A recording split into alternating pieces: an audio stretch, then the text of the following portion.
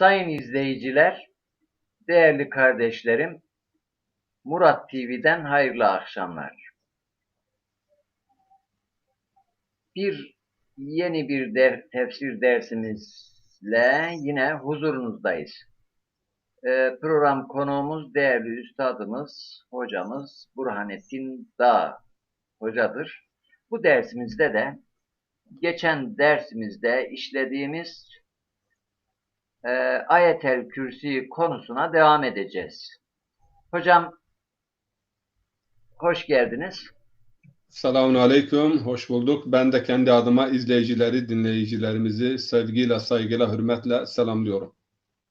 Değerli hocam, geçen sohbetimizde Ayet-el Kürsi'nin başından başlamıştık ve şefaat konusuna kadar gelmiştik. Evet. Şefaat konusunu işlemiştik. İsterseniz izleyicilerimizin konuya vakıf olmaları, konuyu tekrar hatırlamaları açısından şöyle geçen derslerimizin bir hulasasını, özetini sizden istirham edeyim. Buyurun hocam. Bismillahirrahmanirrahim. Elhamdülillahi Rabbil alemin ve sallallahu ala seyyidina Muhammed ve ala alihi ve sahbihi. Rabbi şrah li sadri ve yessir li emri ve hlul uqdeten min lisani yefkahu kavli. Rabbi zidni ilmen ve fehma ve elhiqni bis salihin. Geçen iki hafta biz Ayetel Kürsi'den ilk bölümünden iki sohbet yapmıştık. Kısaca bir iki dakika yani bir özetini vereceğim. Belki bazı bacılarımız, kardeşlerimiz bugün bizi izlemeye başlamış olabilirler bir hatırlatma babından. Tabii ki dediğimiz gibi yani gurarul ayatil kitab diye yani min guraril ayatil kitab Ayetel Kürsi ilahi kitabın ayetlerinin en parlaklarından, en ışıldayan, en nur saçanlarından biri olarak tanımlanmıştır. Çünkü vahdeti, tevhidi anlatıyor, Allah'ı anlatıyor. Allah'ın yani uluhiyetin iki önemli sıfatı olan hayatiyet ve kayyumiyet yani varlığa hayat bağışlamak ve bu hayatın idamesi için gerekli olan her şeyi yapmak olan El-Hay ve Kayyum hakkında konuştuk. Ve böyle bir gücün, böyle bir kuvvetin, böyle bir ilahın, Allah'ın efendime söyleyeyim bunun için yorgunluk, bitkinlik sembolü olan uyuklama, uyku vesaire söz konusu olamaz. Buna değindik çünkü uyumak bu beşerin acizliğin ifadesidir. Ve bunun da bazı ehli kitabın Allahu Teala'nın 6 gün kainatı inşa edip 7. günde istirahata çekildiğine yönelik iddialarına bir cevap niteliği taşıdığını söylemiştik. Veya Yunan felsefesinde Allah kainatı yarattı, bir saat gibi kurdu ve çekildi kenara, artık müdahil değildir. Buna da bir cevap niteliği taşıyordu ayetin bu bölümü. Ayrıca bizim için de bir hatırlatma ve bir uyarı. Allah her an, her lahza, her dakika kainatın tüm eczasıyla irtibat içerisinde ve müdahildir ve kayyumiyet ve hayatiyet bunu gerektiriyor. Birinci kemal, ikinci kemaldan bahsettik. Birinci kemal varlığı yaratmak, ikinci kemal ise varlığın hayatiyetini idame ettirmesi için gerekli olan tüm imkanları seferber etmek, dağılmasını, çözülmesini önlemek. Ve geçen dersimizde biz entropi kanununa değinmiştik. Ondan sonra şefaat meselesine çok farklı bir açıdan yaklaştık.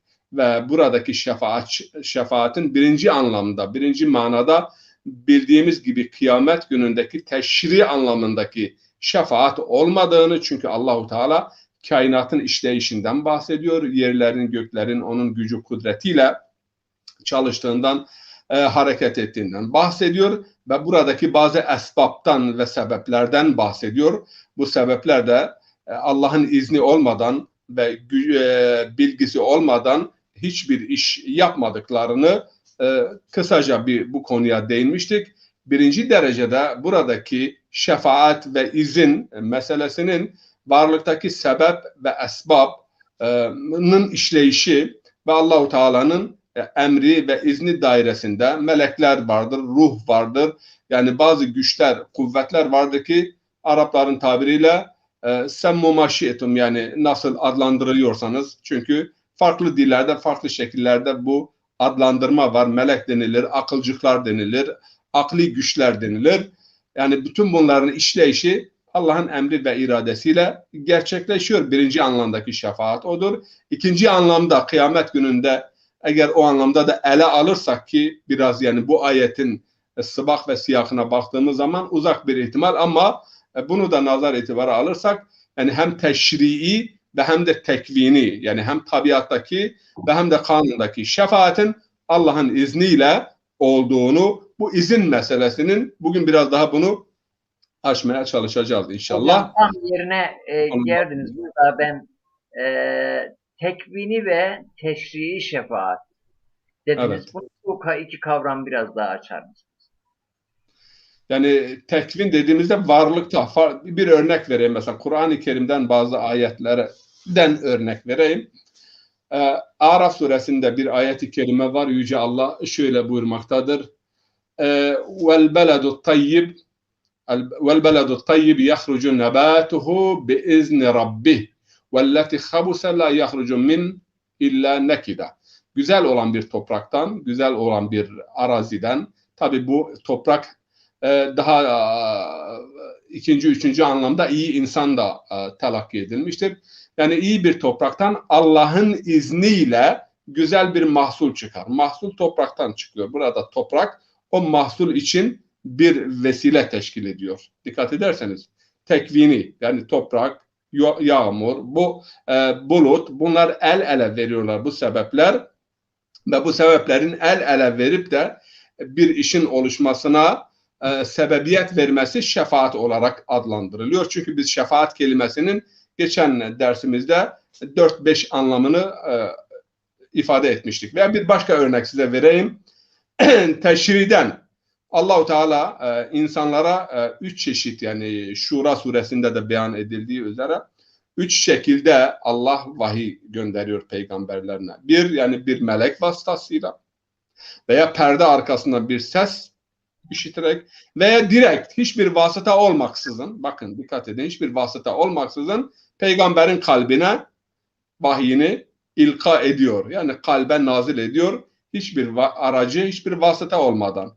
Eğer Cebrail vahiy getiriyorsa bir aracı olarak Allah'ın izniyledir. Onun o vahiy getirip bir şeyi bir şeye ulaştırması, yani vahyi peygambere ulaştırması ilmi dilde tekvini şefaat olarak adlandırılmaktadır. Cebrail'in onu yapması Allah'ın emri ve izniyledir. Veya mesela Hazreti İsa Aleyhisselam'ın yani hayatından örnek verelim. Mesela Allahu Teala buyuruyor ki o ya Nisa suresinde olsa gerek veya Maide suresinde olsa gerek, yani hatırladığım kadarıyla. Tahmin edersem Nisa suresinde olsa gerek. Maide suresinin sonunda وَاِذْ تَخْلُقُ مِنَ الطِّينِ كَهَيْئَةِ الطَّيْرِ بِإِذْنِ.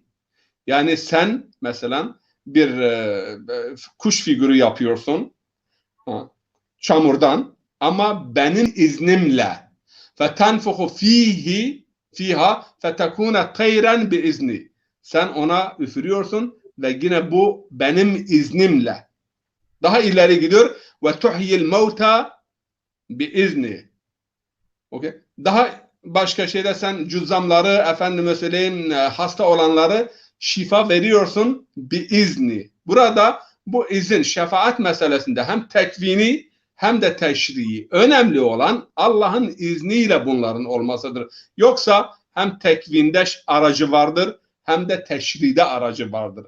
Ama dikkat ederseniz 8 tane ayet şefaatle ilgili Allah-u Teala olumlu anlamdaki, yani şefaat hakkının verildiği kimselerden bahsedilirken bir izni, hep bir izni. Mesela en önemli bir ayet ve kem min melekin, Necm suresinin 26. ayeti olsa gerek. Ve kem min melekin fis semavati la tuğni şefaatuhum şey'en illa min ba'di en ye'zenallahu limen yeşâ'u ve yarda. Birçok melek vardır. Onların şefaati hiçbir fayda sağlamaz. Ancak kime Allah izin vermiş ise izin verme. yani Allah'ın izninin dışında bir şefaat telakkisi yanlıştır. Ama hem tekvinde, yaratılışta hem de teşride Allah'ın izniyle aracılar vardır. Esbab. Biz buna esbab diyoruz. Sebep diyoruz. Ve kainat içinde, dünya içinde darul esbab denilir. Öyle değil mi? Darul esbab. Ve Rabbul Alemin'in kelam ve felsefe dilindeki bir adı da musebbibul esbab. Yani bütün sebeplerin en son sebebi. Yani bütün sebeplerin varıp bittiği, artık sebebin söz konusu olmadığı nihai nokta, 3 nokta, el ali. Ayetin sonunda geliyor, birbirini tamamlıyor. Yani en üst, en ucra ve bütün sebeplerin orada kilitlendiği ve noktalandığı Allah için musebbibul esbab. İşte bu esbablar, buradaki ayet bu esbabların birbirleriyle teşriki mesaile bulunmaları ve Allah'ın izniyle bunu yapması anlatılmaktadır. Bu izin meselesi çok önemlidir yani. Çünkü bu izin meselesi anlaşıldığı zaman bu kadar kısır tartışmalara da gerek yoktur. Yok var mıdır, yok mudur? Ya vardır. Allah'ın izni çerçevesinde bu şekilleniyor. Hem tekvini hem teşri. Kimse kendi başına hiçbir güç, kuvvet kendi başına hareket etmiyor. Zaten ayetin devamında o konuda geliyor. Evet hocam. Teşekkür ederiz. Gayet. Ben anladım. Ben anladıysam izleyiciler anlamıştır hocam. Şimdi e, yani bu şefaat kavramı hakikaten çok dar, birçok Kur'ani kavramda olduğu gibi şefaat kavramı da çok dar çerçevede, çok kısır bir kelimeymiş gibi böyle üstten geçiriyor. Yani şu kadarcık işte insanlar, Müslümanlar vefat ettikten sonra işte mahşerde veya hesap görüldüğünde Peygamberimiz onlar için, onların bağışlanması için aracılık yapacak, şefaatçi olacak şeklinde bu dar çerçeveye sığdırılıyor. Oysa çok geniş bir kavramdır. Bu bahsedilen bu kavramın küçük bir cüzüdür. Bunu tekrar ben buradan hatırlatmış olayım. Siz zaten net bir şekilde bize anlattınız. Hocam. Halbuki bir nokta daha, yani beşeri ilişkilerde de dahi Kur'an-ı Kerim beşeri ilişkilerde, insanlar arası ilişkilerde de şefaatun hasene ve şefaatun seyyiye'den bahsediyor. Yani eğer bir şefaat yapıyorsanız, yani niyetiniz, maksadınız iyilik olsun, güzellik olsun. Yoksa birisi bir zulüm, bir haksızlık yapmış ise, bir cinayet yapmış ise onu bağışlatmak için yani seyyiye, yani imkanınızı, inisiyatifinizi kötülük için kullanmayın. Yani şefaatiniz adaletin tecellisi ve tahakkuku önünde bir engel olmasın. Yani iyi bir şefaatte bulunun, kötü şefaatte bulunmayın. Bu beşeri ilişkilerde. Ahirette de Allahu Teala yani bazı insanlara, yani bütün insanlar için de bu söz konusu. Hepimiz annemiz, babamız, insanlarımız, etrafımızdakiler için dua ediyoruz. Ya Rabbim bağışla, bu aracılık değildir. Bu taleptir. Allah'tan bağışlanmasını biz istiyoruz. Eğer Allah bizim duamızı layık görüyorsa, bizi layık görüyorsa yani bağışlar. Yoksa eğer böyle bir bağışlama söz konusu olmasaydı o zaman bu duaların bir mana ve bir mefhumu ve bir hikmeti olmazdı. Yani niçin dua ediyoruz değil mi? Niçin dua edeceğim? Evet. Zaten günlük hayatımızda da aslında falan kişi filan kişi için şefaatçi oldu diyoruz yani. Olur. Bu kavram günlük hayatımızda da kullanılan bir kavramdır. Ama çok kapsayıcı bir kavramdır. Hocam teşekkür ederim. Sağ olun. E, Ondan sonra gelen bölümde ise ya'lemu ma beyne eydihim ve ma halfehum.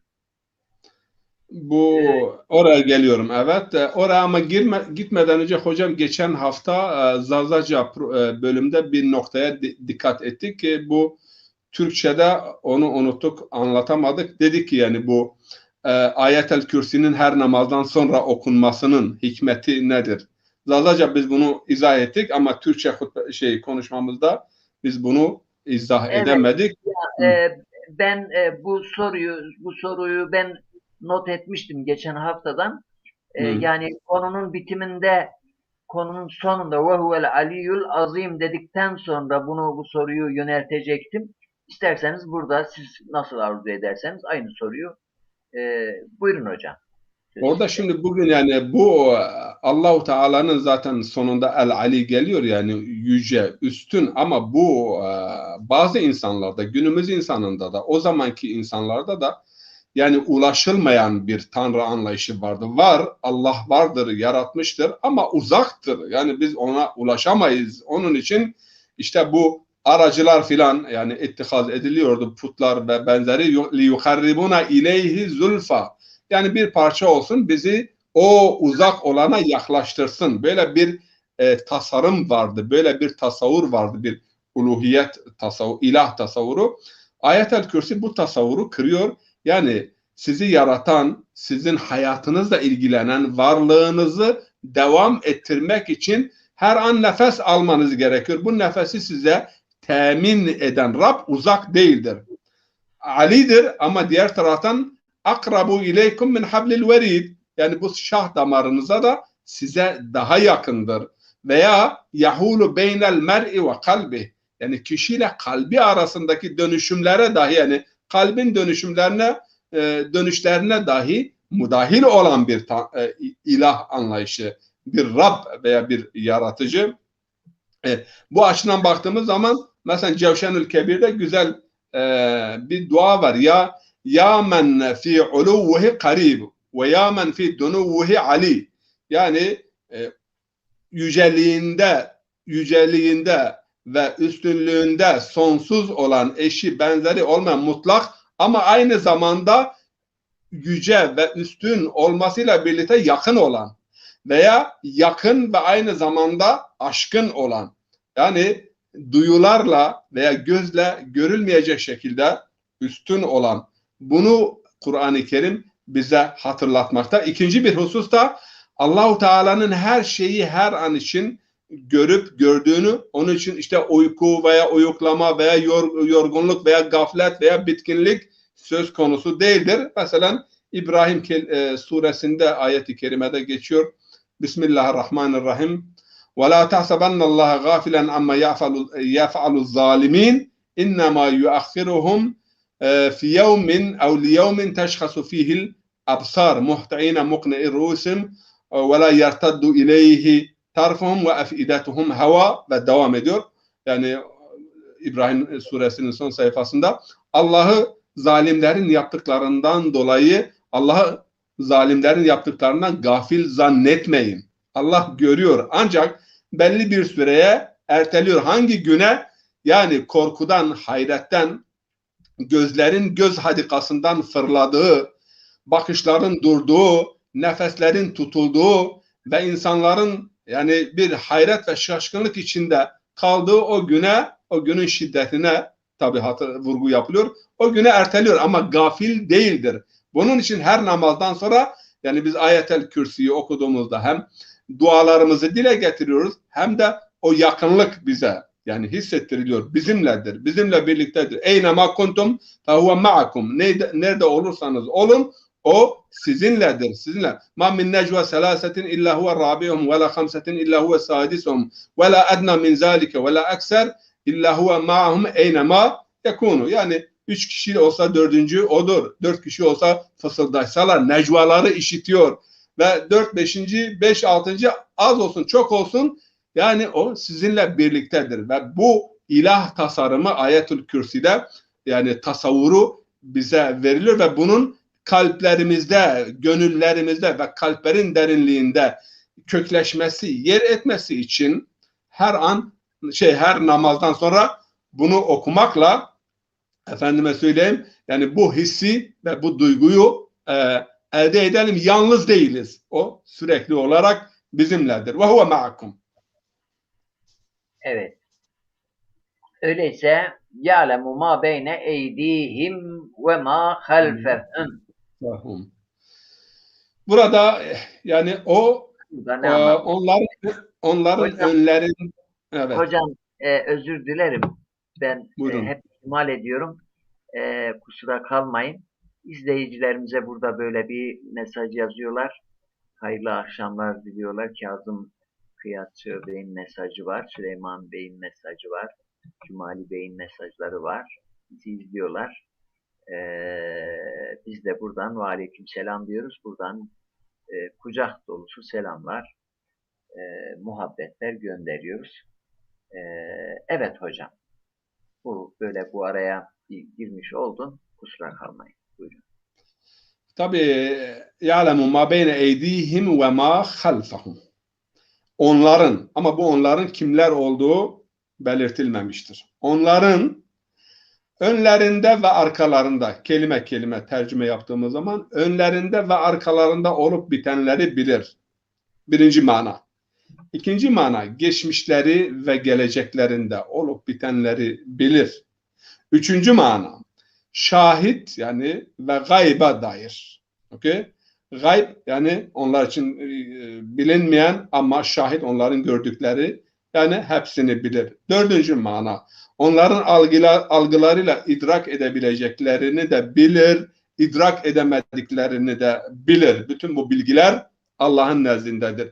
Ama bu onlar kimlerdir? Dediğimiz gibi burada insanlar değil, insanlar da olabilir ama kainata işleyen, yani şuur sahibi, işte nur dediğimiz, akıllar dediğimiz, melekler dediğimiz, bunların bildiklerini de bilmediklerini de huzuri veya husuli ilimleri.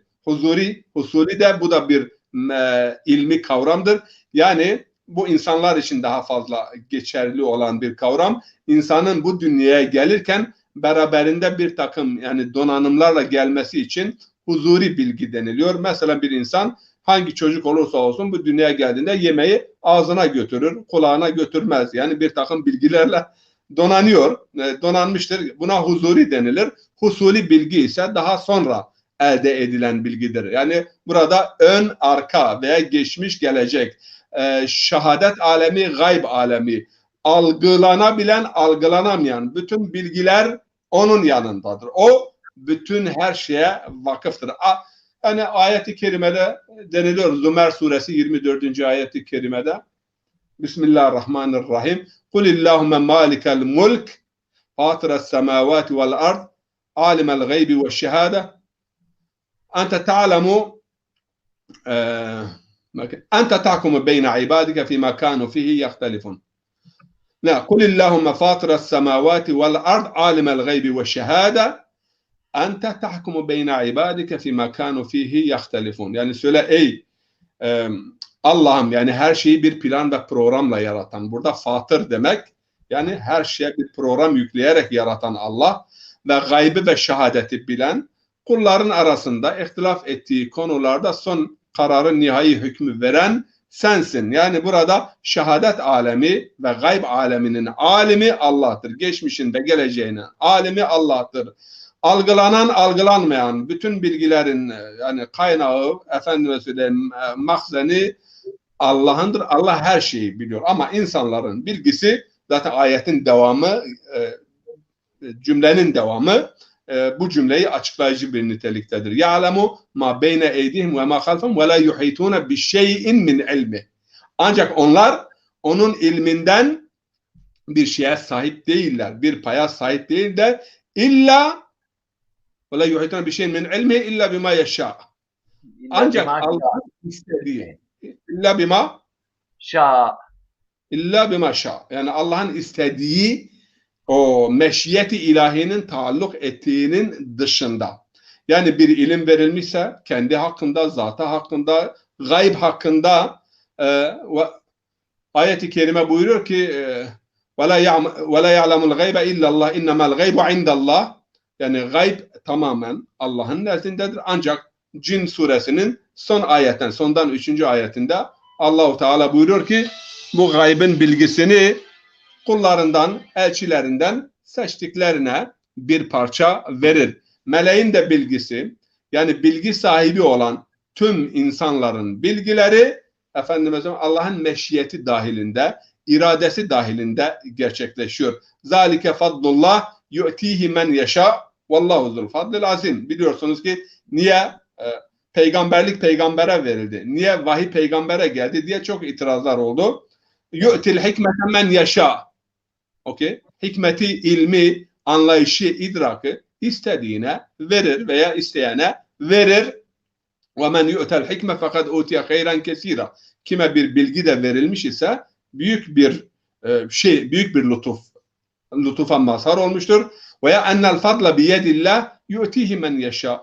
Yani fadıl tabi burada keçi koyun değildir. Buradaki bahsedilen fazilet ilimdir, efendim takvadır, erdemdir, marifettir ve bunu da Allahu Teala hangi kalbi, hangi derunu buna müsait görürse, buna layık görürse ve hangi niyet halis ve sadık ise Allahu Teala ona verir. Yani meşiyeti ilahi ile bizim ve ma teşauna illa en yeşâ Allah Rabbul alemin. Yani Rabbul alemin gerçekleşiyor. Güç ve kudret de böyle. Hem güç hem kudret. Zaten biz ne demiştik? İnsan veya varlık gücü ve ilmi nispetinde. Güç ve ilim. Güç ve kudret değil de güç ve ilim. Varlık gücü ve ilmi nispetinde yaşıyor.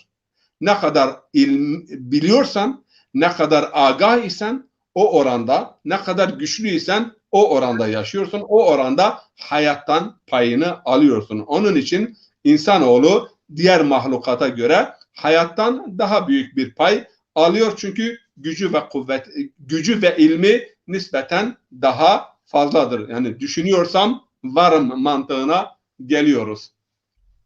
وَلَا يُحِيطُونَ بِشَيْءٍ مِنْ عِلْمِهِ اِلَّا بِمَا شَاءَ.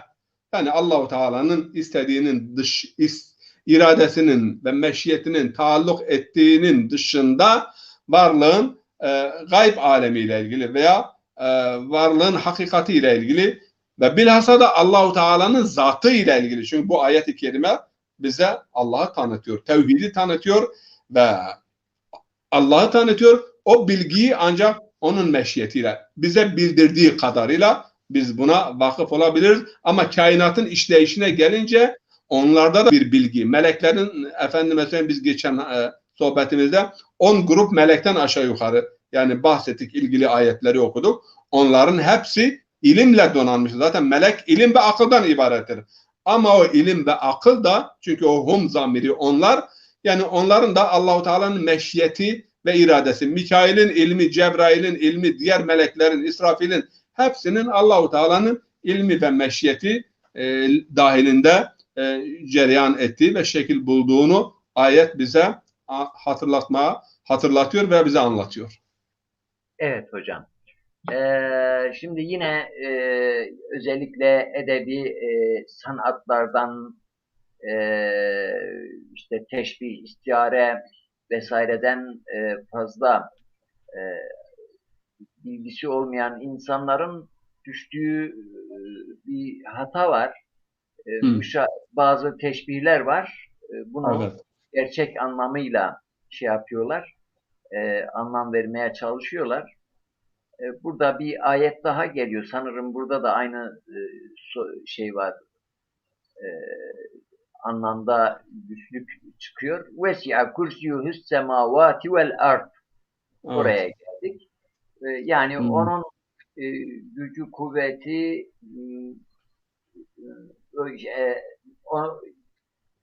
arşta, kürsüde istiva etmiş. Yani öyle bir tasavvur, öyle bir anlatım var ki edebi sanattan haberi olmayan sanki gökyüzünde bir kürsü var, üzerinde oturmuş gibi böyle anlaşılabilir bu şekilde de anlaşılabilir gerçek anlamıyla, ama biliyorsunuz yani edebi eserlerde teşbih, istiare var. Bu ayet konusunda bu istiva, ondan sonra kürsi, bu kavramlar üstünde bizi aydınlatır mısınız hocam? Şimdi zaten bunu önce bilmemiz lazım. Yani gayb ile ilgili hakikatler anlatıldığı zaman ister istemez mecaz, teşbih, istiare sanatları kullanılmalıdır. Çünkü kullanılmadığı takdirde ifade etme imkanımız yok. Neden? Çünkü dilimiz şehadet alemi ile ilgili irtibatlı olarak gelişen bir dildir. Kavramlarımız, kelimelerimiz yani muşahhas dediğimiz veya somut dediğimiz görülebilir, tutulabilir ve bir parçada soyut kavramlar için bazı kelimeler geliştirilmiş. Mesela akıldır, hayaldir, ruhtur, duygudur, aşktır. Bunlar görünmeyen ama ihsas edilen, duyulan hakikatlerdir. Bunlara da bunları ifade eden kelimeler de var ama bunun dışında yani gayb alemiyle ilgili ve Allahu Teala'nın gücü ve kudretiyle ilgili veya cennet ile ilgili veya cehennem ile ilgili veya arş, kürsü ve benzeri durumlar ile ilgili ifadelerin hepsinde mecaz sanatı kullanılmasa bu anlam insanın zihnine yaklaştırmak, bu anlamı insanın zihnine yaklaştırmak zor olur. Yani takarubul fehm, yani fehmimize bunu yaklaştırmak. Kur'an-ı Kerim'de bunun için bu bütün dillerde ve bunu da söyleyeyim size. Hangi dilde mecaz, istiare, bu sanatlar ne kadar fazla kullanılıyorsa o dil o oranda zengindir ve o oranda o dilin ifade gücü ve kuvveti yükseliyor. Bakın yani bir dilde mecaz, istiare, kinaye, teşbih yani bu sanatlar ne kadar güçlüyse o dil o kadar ifade ve beyan gücüne ve kuvvetine sahip olabilir. Ne kadar az ise o oranda da o dil zayıftır. Şimdi 4 tane kavram bilhassa vardır Kur'an-ı Kerim'de. Bunlar üzerinde tefsir ilminde veya tefsir yani usullerinde, tefsirinde usulleri vardır. Hep tartışma konusu olmuştur ve hatta bu kavramlar yüzünden bazı kelami mezhepler meydana gelmiştir. İşte müşebbihe dediğimiz yani Allah'ı bir şeye benzeten veya mücessime yani Allah'ı somut, efendim eni, boyu, yüceliği, yüksekliği, derinliği olan yani bir varlık. Çünkü kürsü oldu mu kürsünün sağı solu olması lazım veya arş taht oldu mu sağı solu üstü altı olması lazım ve bunun neticesinde bakıyoruz ki mücessime denilen yani bir fırka İslam kelam tarihinde şekilleniyor veya müşebbihe dediğimiz antroformolistin yani antroformoloji tahminim Avrupa'yı dillerde öyle hani o Avrupa'yı kavramlarda da vardır. Antroformismus. Almanca öyle diyorlar. Şimdi bu kavramlar 4 tane. Biri arş, biri kürsü, biri yed, biri veç. Yani veç Allah'ın yüzü, veçhullah. Yani mesela kullu şeyin halikun illa veçhehu. Lahul hukmu ve ileyhi turcaun. Her şey yok olmaya mahkumdur. Ancak onun veçhi. Ya kullu men aleyha fan ve yebqa veçhu rabbike zil celali vel ikram. Yani her şey fani olmaya, yok olmaya mahkumdur. Ancak celal ve ikram sahibi olan Allah'ın vecihi hariç. Şimdi vecih Arap edebiyatında kişinin zatını temsil eder. Çünkü insan ilk baktığı zaman bir insana neyini görüyor? Yüzünü görüyor. Ve karşılaşmaya Arapçada biliyorsunuz ne deniyor? Muvacehe. Yani yüz yüze gelmek. Türkçede de öyle. Yüz yüze. Onun için yüz insanın şahsiyetinden kinayedir.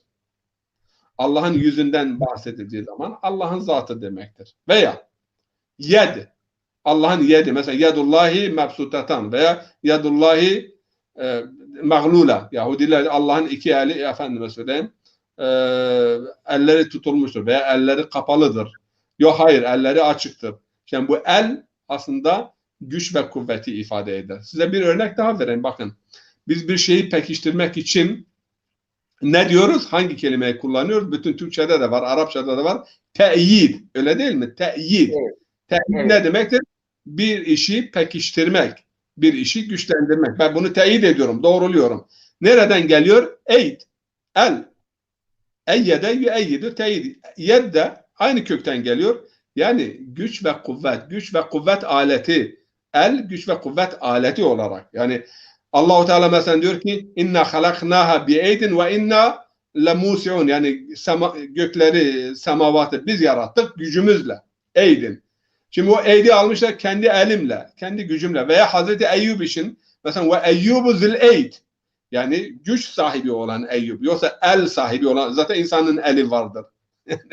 Orada elden maksat Hazreti Eyyub'un eli vardır. Bu vurgulanmak istemiyorum. Bu kelime de çünkü Allah'ın eli vardır şeklinde tefsir kitaplarında biz çok görüyoruz. Hocam Kürsü özür dilerim. Günlük hayatımızda da biz bu teşbihleri istihare kullanıyoruz. Yani elinden geliyorsa bana yardım et diyoruz. Yani nasıl elinden geliyorsa yardım et. E, Yok, Falan kişi kullanıyor. falan kişi şunu elde etti deniyor. Elde etti deniyor. E, Yani el, güç ve birçok şey için kullanılır yani. E, Daha Eli hmm, açık deniyor. Yani sanki o adam şimdi gerçek anlamıyla sürekli eli böyle açık duruyor mu anlamına geliyor. evet, Kur'an'da evet. da bu ifadeler çoktur. Bu Evet. şekilde anlamak lazım. Gerçek anlamıyla anlamak lazım. Şimdi biz mesela devletin eli uzundur dediğimiz zaman devletin eli mi? Yani bu ne? Devletin gücü Yani her yerde vardır. e, Veya filan kesin eli uzundur denildiği zaman veya güçlü bir eli var. Yani bu gücü kuvveti yani temsil ediyor. Kürsüye gelince bizim ayetimizde ilgili olan bölüm, yani kürsiyi ayetin akışından anladığımız şey, Allahu Teala'nın ilmi her tarafı kuşatmıştır. Yani arş Allahu Teala'nın gücünün göstergesidir veya sembolüdür. Kürsi ise ilim. Yine hay ve kayyuma giriyor. Dikkat ederseniz hayatiyet ve kayyumiyet. Yani gücü, kudreti ve diğeri de ilmi. Vesi'a kursiyuhu semavati. Size bir örnek vereyim Arap edebiyatından. Bu büyük klasörler oluyor ya, büyük bütün sayfaları içinde barındıran büyük dosyalara. evet, klas. Klasör diyorlar, Fransızcadan alınma. Ee, Almanca ordna diyorlar, yani düzenleyen, düzene sokan demek. Ama Arapçada buna kurrasa denilir. Kurrasa, Hmm. kürsüden geliyor. Yani bütün bu sayfaları içinde barındıran o büyük dosya. Kurrasa, bu kökten geliyor. Şimdi ilim ile kürsü neyi temsil ediyor? Kürsü, üniversitelerde de filan kürsü, işte ilahiyat kürsüsü, edebiyat kürsüsü. Kürsü, ilmin, bütün dillerde kürsü ilmin sembolüdür. Şutul diyorlar Almanca'da ve mesela işte İslamische Şutul, Naturwissenschaft Şutul, tabii ilimler kürsüsü, şu kürsüsü, bu kürsü ve kürsüden mesela hep ferman gelir. Ve hatta beşeri iktidarlarda dahi mesela işte Vatikan'da mesela Heilige Şutul diyorlar.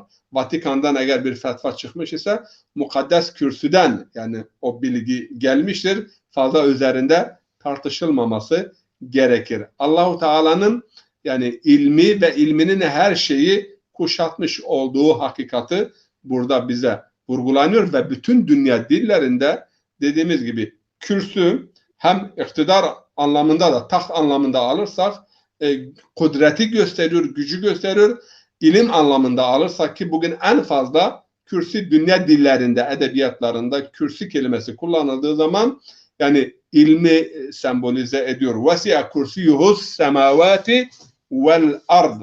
Yani onun ilmi bütün kainatı kuşatmıştır veya gücü bütün kainatı kuşatmıştır. Her iki anlamda da alabiliriz. Çünkü sonraki ayet bize her iki imkanı da ayetin devamı bize her iki imkanı da her iki yorum imkanını da Evet, veriyor. ona hiç dikkat etmemiştim. Yani hakimiyet anlamında sadece o zihnim oraya gitmişti. Yani Hı. ilmi yönden her şeyi gözetleme açısından da kürsü önemlidir tabii. O Aliyül Azim de buna Aliyül Azim'de de buna işaret var. Evet hocam. Hocam İstersen öyle, sonraki öyle, bölüme. öyle bir kitabımız var. Hakikaten Kur'an-ı Kerim'in yani söz dizimi, kelimeler, cümleler, yani kelimelerin dizimi ve bir ayet içerisinde insan biraz tedebbür edindi mi, üzerinde derinden düşündü mü, yani görecektir ki ayetler kelime kelime birbirini açıklıyor aslında. Bak şimdi vesi'a kursiyuhus semavati vel ard. Yani onun kürsüsü yeri ve gökleri kuşatmıştır. Ve la yaudu hifzuhuma ve huvel aliyyul azim. Ade yaudu yani ağır gelmek, zor gelmek. Yeri ve gökleri bir arada tutmak, bu kayyumiyet dediğimiz dağılmasını önlemek ve devam ve bekasını teminat altına almak ona zor değildir. Bunu yapabilmek için hem ilim lazım hem de ne lazım? Güç lazım. Alimun kadir sıfatı burada geliyor.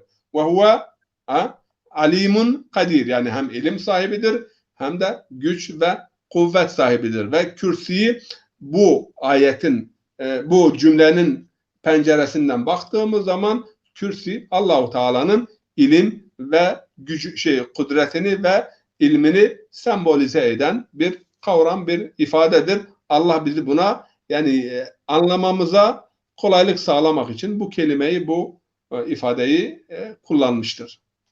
Hocam şimdi siz ayeti okuduğunuzda vesi'a kursiyus semavati vel ard dediniz. Orada benim dikkatimi çeken semavat, gökler, sema bir gök, semavat gökler, ard bir yer. Gökler ve yer denmiş. Burada gökler ve yer, neden gökler çoğul, yer tekil olarak kullanılmış? İlginç, yani iyi bir soru. Yer dediğimiz zaman yer nedir? Ma tahta kadameyk veya akdamikum. Ayaklarınızın altında olan şey yerdir. Ayaklarımızın altında olan yer bir tanedir. Dünyadır, budur. Evet. Ama sema veya semavata gelince ma fevkakum, üzerinizde olan, üstümüzde olan. Zaten sema üstün demek. Sumu, visam, bu madalya veriyorlar ya, isim de oradan geliyor. İsmin de aynı kökten geliyor. Çünkü isim aslında insana bir paye veren veya bir mana veren, yani adlandırmadır. İsim rastgele, onun için peygamber diyor, rastgele isim çocuklarınıza takmayın. Yani yücelten, onurlandıran ve anlam kazandıran, şahsiyetine anlam kazandıran bir isim verin. Yani Sema, isim ve soy isim. Ben geçen dikkatimi çekti. Şimdi konu dağıtmayayım. Türkiye'de bu bizim soy ismi kanunun meselesini de biliyorsunuz. Ekrem Hoca bu işin uzmanıdır. Bizi izliyor. Bir mesaj da yazmış ama o mesaja ben mesajdan çok esas Ekrem Hocam, işte bu ağanın şu anda odasında oturuyorum. Bu gördüğünüz şark köşesi ağama aittir. Ben ikramlar ağama ait olmak üzere bu odaya bekliyorum, inşallah birlikte oturalım bu şark köşesinde. Hocam şimdi konuyu dağıttım. Ben bir şey söyleyeceğim. Semavat ve ard üzerinde konuşuyorduk. Soy isimler üzerinde. İsim de soyadına geldi, soyadların. İsim önemli dediniz. Tabii bu son zamanlarda isimlerde de böyle çok abuk sabuk, yani duyduğun zaman saçını başını yolacak isimler var. Ama soy isimlerimiz tam böyle, hele bizim Bingöl'deki soy isimler, yani insanları ne kadar kişiliksizleştirme, şahsiyetleştirmenin bir nişanesi olarak duyuyor. Türkiye'de en çok soy isimler Kaya ve Taş'tır. Kaya ve Taş. Bizim Bingöl'de bir de Dağ, benim soyadım. Satık var. Satılmış var soy ismi. Kaçık var. Neler. Buke Budraç, Budan Camanak. Yani söylenmesi, telaffuzu bile zor ve hiçbir kökü şeyi yok. Böyle bu nedenle soy isim ve isim önemli bir şey dediniz. Ben bu arada böyle biraz konuyu dağıtmış oldum. Buyurun hocam. İsimlerdeydi. Semavat ve erdaydı konu. Sema bizim üzerimizde olduğu için sema bir değildir. Yani hatta 7 gökten de bahsediyor. 7 Arapçada yani çokluk ifadesidir. Semavat daha fazla da, bazen seb'a semavat, bazen de hiç seb'a gelmeden semavat kelimesi. Mesela Arapçada bazı kavramlar mesela çokluk ifade eder. Türkçe'ye de mesela geçmiş. Ya 60 sene kalsan orada. 60 aslında 60 sene demektir. Ama 60 sene denildiği zaman sanki böyle 1 milyon sene filan. Ama o kavram işte çokluk ifade ediyor.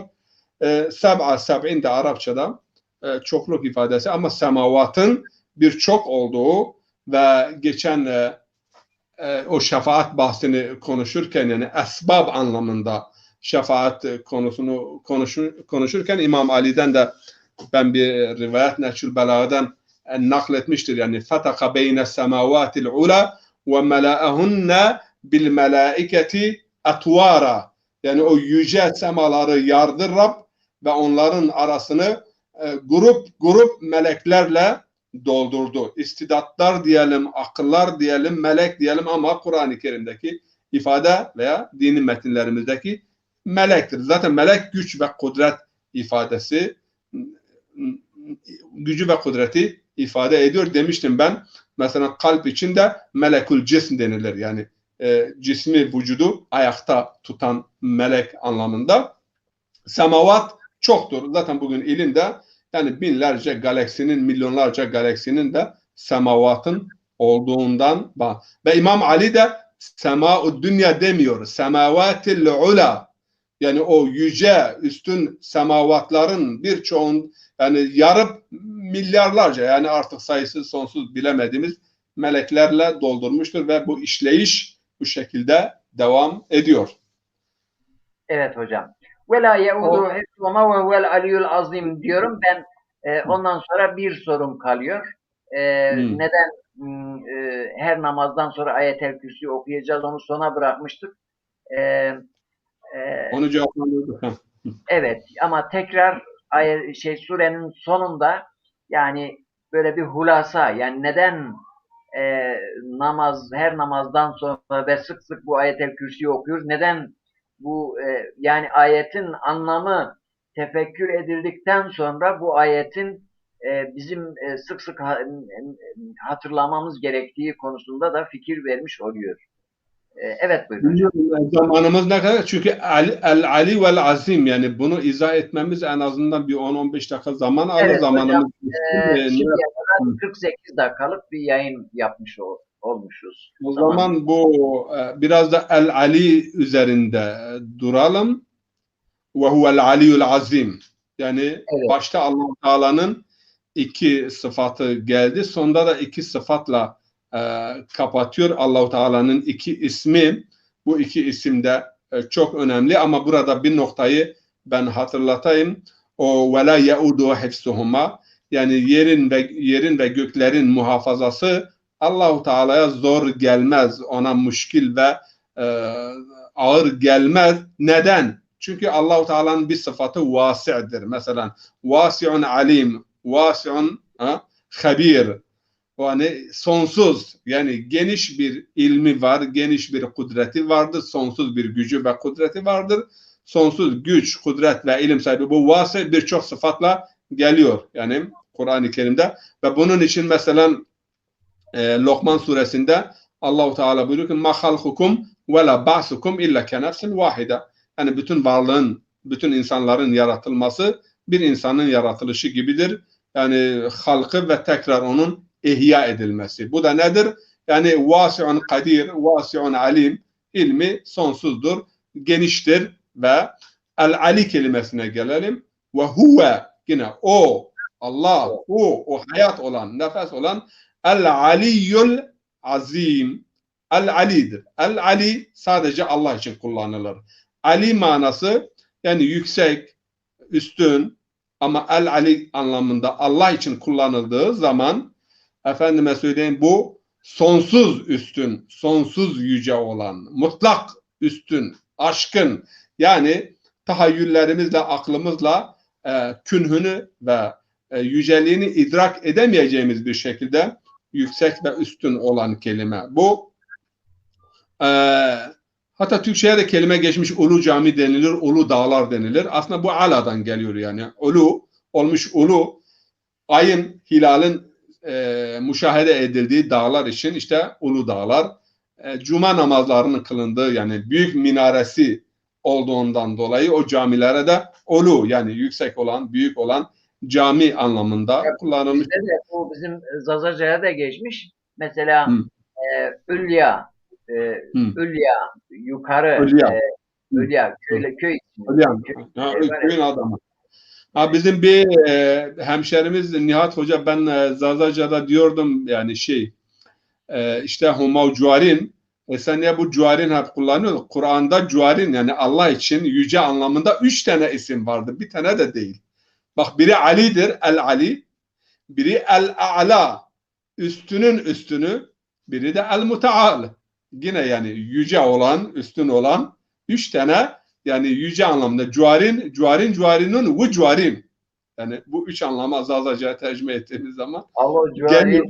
Allah Cuarin yani yukarıdaki Allah Zazaca'da Ha, bu var. Bir de, yukarıyı biz zannettiğimiz zaman yani bu bir de yukarılık yani. Allah Seriniz kullananı duymuşum. Evet.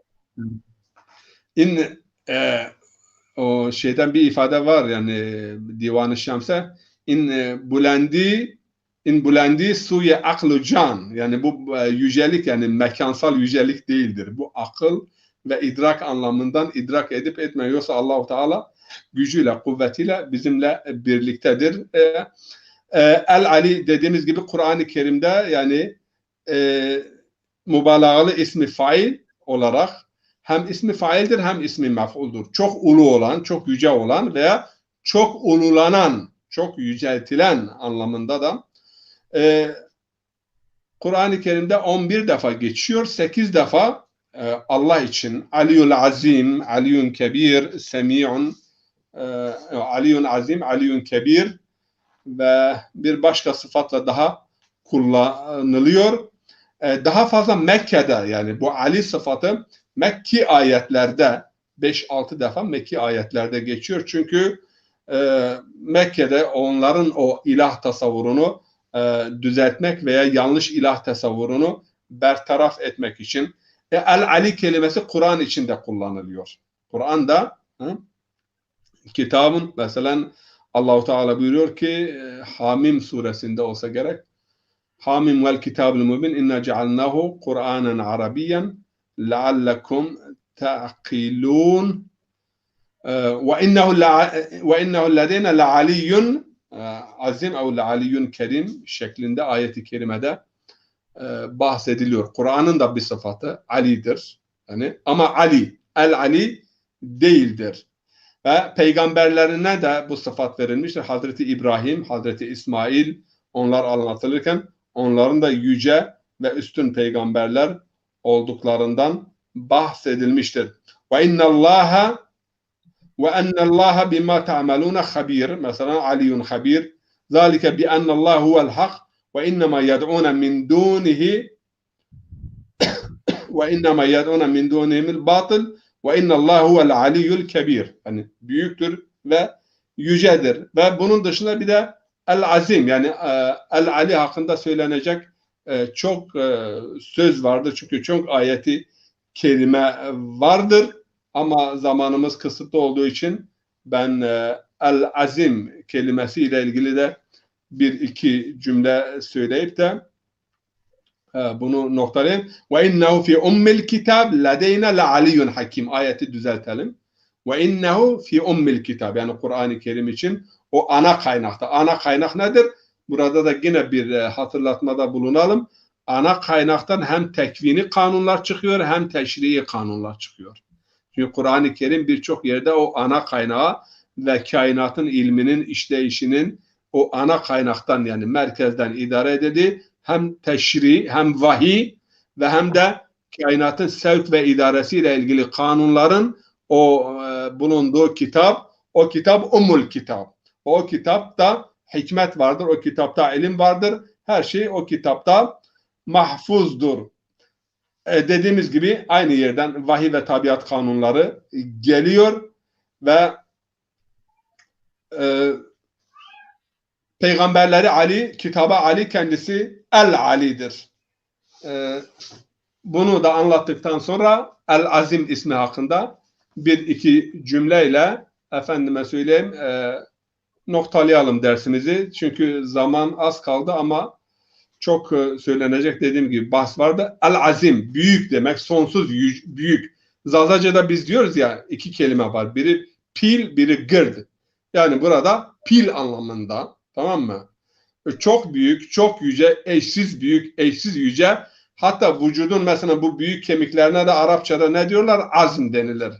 Yani vücudu, iskeleti efendim ayakta tutan. Kıyamet günü içinde yani o şiddetinden dolayı yevmun azim denilir. Azim de dediğimiz gibi hem ismi fail hem ismi mef'uldur, mübalağalı. Yani büyütülen ve ululaştırılan, büyük kılınan veya büyük olan, zatında büyük olan ve mahlukatı tarafından da büyük bilinen. Onun için Allah'ı büyükleyen ve Allah'ın azametini idrak eden başkası karşısında boyun eğmez, perişan olmaz.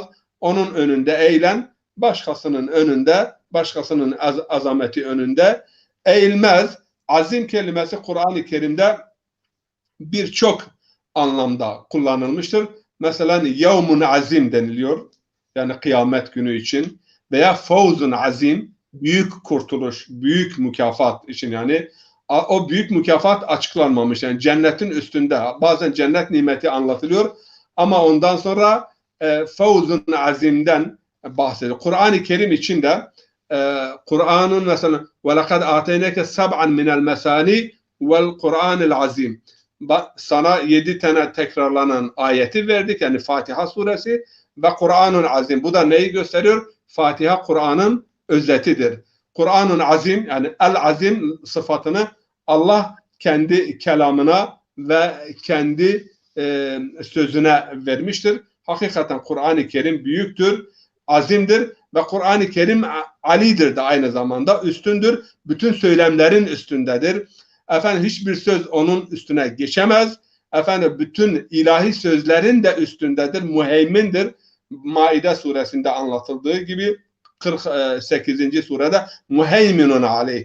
Yani Tevrat'ın da, İncil'in de, Zebur'un da doğruluğunu ve sıhhatını Kur'an-ı Kerim'e arz ederek ölçebiliriz. Mümin olarak, biz mümin olarak, inanan insanlar olarak hiçbir kitabı, hiçbir söylemi, hiçbir düşünceyi Kur'an'dan öne veya üste çıkarmamalıyız. Kur'an alidir, en üstündür ve bir diğer anlamı da Kur'an-ı Kerim tahrif kabul etmez. Kendi cinsinden olmayan, yani bir şey Kur'an'a girdiği zaman Kur'an onu reddeder. Nasıl ki vücutta, yani bir operasyonlar yapılıyor, bazı vücutlar mesela dışarıdan bir şey o vücuda ameliyat ile efendim ilka edildiği zaman ve yapıştırıldığı zaman vücut kabul etmiyor. Kendisinden olmadığı için kabul etmiyor. Yani birçok vücut dışarıdan bir şey o vücuda yapıştırıldığında veya ameliyat ile eklendiğinde kabul etmiyor.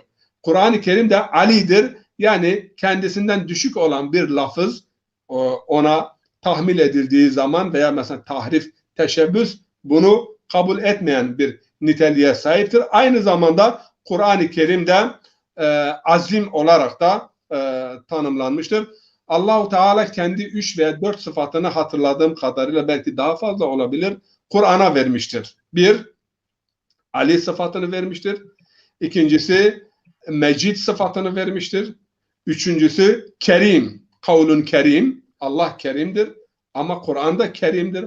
Allah rahmettir, yani Rahman ve Rahim. Rahmet sıfatını da Kur'an-ı Kerim'e vermiştir. Benim hatırladığım kadarıyla 4 sıfat, yani rahmet oluşu, efendime söyleyeyim, hadi sıfatı da verilmiştir tahmin edersem. Hadi, Mecid, Kerim, Rahmet ve Ali ve Azim. Bu sıfatlar Allah'ın sıfatı, aynı zamanda Kur'an-ı Kerim'e de bu sıfatlar verilmiştir. Büyük haber Nebe'ul Azim, biliyorsunuz, kıyamet günü ile ilgili azab-ı azimden bahsediyor Kur'an-ı Kerim. Yani kul inni ahafu in asaytu rabbi azabe yevmin azim, yani söyle Zümer suresinde, ben Rabbime isyan edersem o büyük gününün azabından korkarım. Veya zebhen azim, yani Hazreti İbrahim'e işte koyun keçi diyorlar, yani o değil ki, koyun keçi zebhe azim olmaz hocam. Zebhen azim, büyük bir, o ve fedeynahu bi zebhen azim, o zebhe azim Kerbela'da aynı o yolda giden Hüseyin İbni Ali, yani onun neslinden o dava uğruna verilen. Çünkü Kerbun azimden bahsediliyor Kur'an-ı Kerim. Yani büyük sıkıntı, Kerbela, büyük bela, büyük sıkıntı. Büyük bela, büyük sıkıntı gününde kesilen o verilen kurban, o zibh-i azimdir. Yoksa bir insana bedel bir koç zibh-i azim olmaz, benim acizane anladığım budur. Yani ayetlerin irtibatından. Zulmun azimden bahsediyor Kur'an-ı Kerim. İnne şirke le zulmun azim. Veya büyük zelzeleden, yani kıyamet günü son o zelzele de azim olarak tanımlanmıştır. Büyük pay sahipleri kimlerdir? yani iyiliği kötülükle def eden insanlar ancak yani sabırlı olan ve büyük pay sahibi olan insanlar bu fedakarlıktan bu fedakarlığı yapabilirler.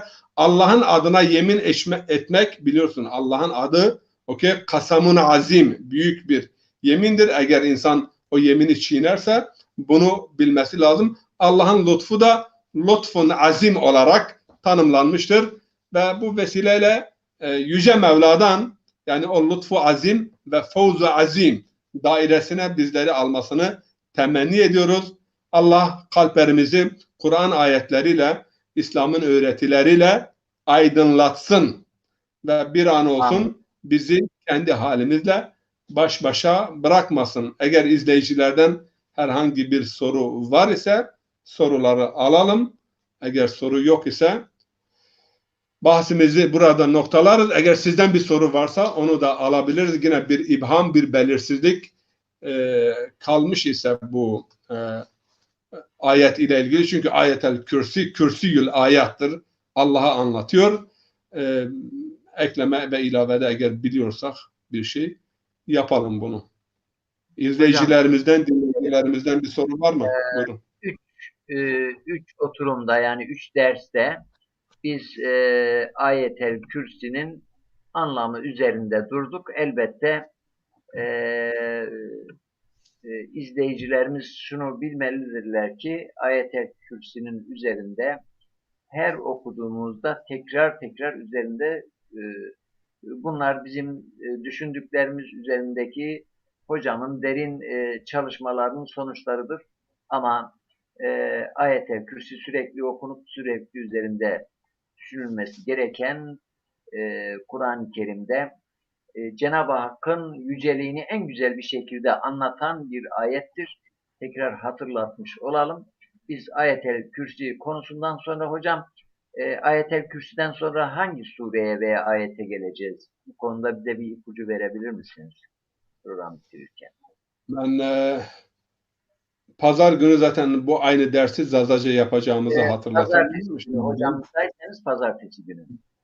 Ya pazar ya pazartesi. Yani pazartesi belki bir yolculuğum olabilir ama pazar günü Hamburg'tayım.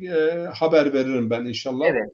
Pazar veya pazartesi günü bu programımızın, dersimizin tekrarı mahiyetinde aynı dersimizi Zazaca olarak burada yine program yapacağız.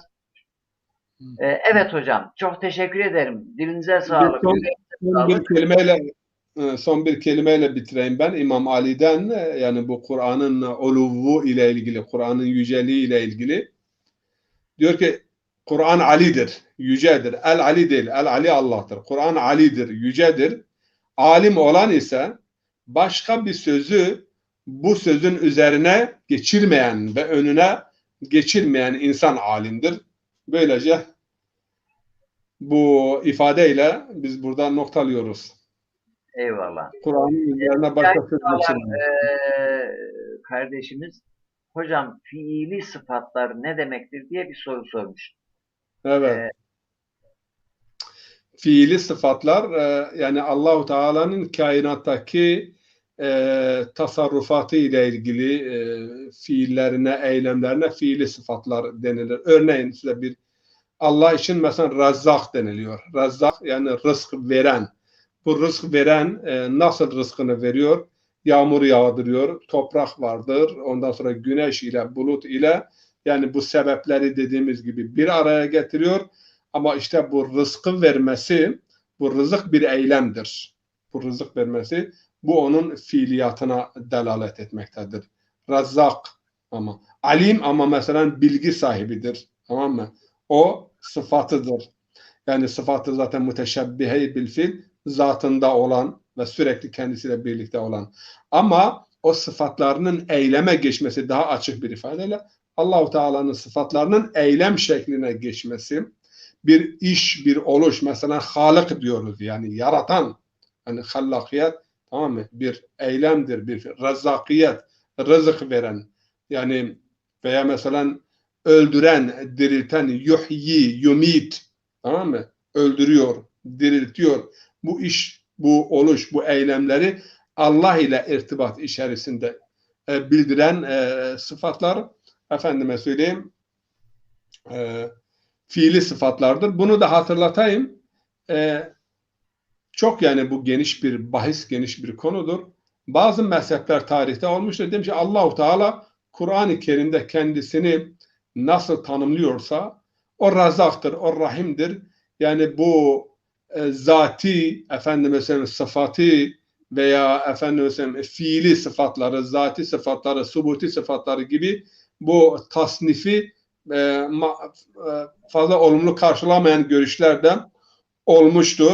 Veya mesela işte sıfatları zatının aynı mıdır değil midir şeklinde bazı önermeler gündeme gelmiştir ki yani hiçbir çözümleyici bir yönü de olmamıştır. Yani bir insan Allah alimdir. Alim yani onun zatıdır. Allah habirdir. Allah basirdir. Bütün bunlar onun zatının sıfatlarıdır. Odur yani. O her şeyi bilendir. O her şeyi görendir.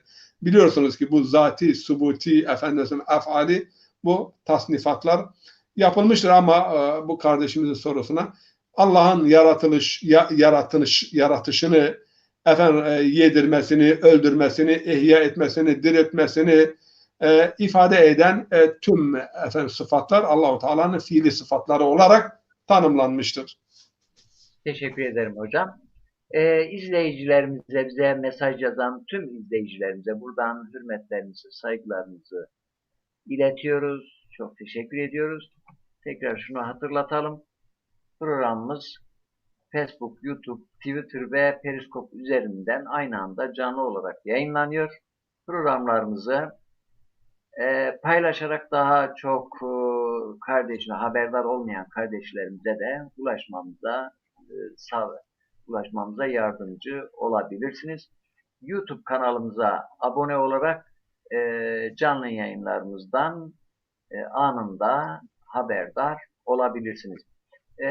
Murat TV programları Salı günü Fikir Dünyamız programıyla yine hafta içinde tefsir dersi, Zazaca ve Türkçe tefsir dersi programımızla cumartesi günü Zaza diliyle yapılan bir programımız var. Bernama Zazaki bu programımızla.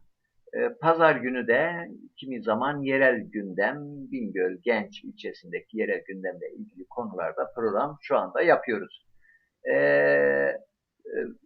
Murat TV kanalımıza hem Facebook kanalımıza hem YouTube kanalımıza abone olarak bize lütfen destek olun. Cenab-ı Allah sizden razı olsun. Programımızın sonunda hocama çok teşekkür ediyorum. İzleyicilere teşekkür ediyorum. Hoş kalın, esen kalın, huzurlu kalın.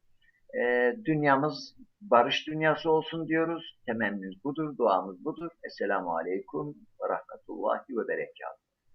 Hocam sizden de bir böyle temenni, dua istiyorum. Zaten Cuma günüdür, rahmet günüdür, mağfiret günüdür.